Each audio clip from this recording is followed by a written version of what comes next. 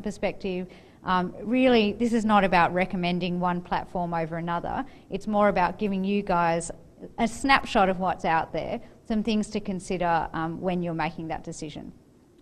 So one of the most important factors is what model the platform uses. So we talked before about the all or nothing thing. You raise the money in the time frame, you get the money. If you don't get any of the money. So basically, the five platforms that we're going through, Indiegogo, Start Some Good, Sponsume and Kickstarter, all have the all or nothing model available. Indiegogo and Sponsume also have this thing called flexible funding, which basically means even if you don't make the target in the time frame, you can still keep the money. It's just that they take a higher percentage of it. Start Some Good has this mechanism where you can set two targets. The first is a hard target, which is basically what you really need to get the thing off the ground. The second one is like a stretch target, so anything you make over that initial target, the thing is scalable. So what happens though is that once the project raises the amount of the hard target, then all of the pledges are taken to be processed. Okay, so it's also important to think about whether or not the platform's available to you. So as a general rule, all of the platforms are available to anyone, but there are a few limitations. So for example, Possible, it's mainly creative projects and there is a sort of curation process. They make a decision about what's on the platform.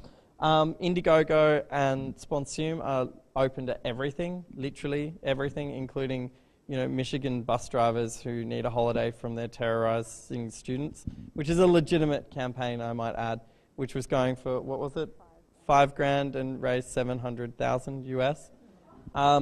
So I guess that suffers from, the YouTube syndrome, just because it's a bigger platform and there's more people looking at it, doesn't mean that they're all looking at your campaign. So it's important to think about what's important for your project.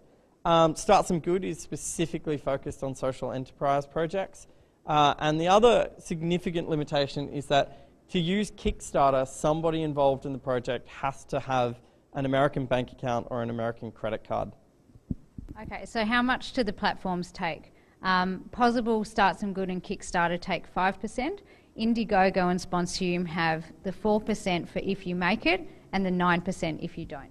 Okay, it's also important to think about how you're going to receive the money at the end. I know a couple of campaigns haven't really thought this through and suddenly needed to scramble to find a way to get the money at the end. So all of the platforms except Kickstarter use PayPal, but also Possible and Indiegogo do direct credit card transactions as well.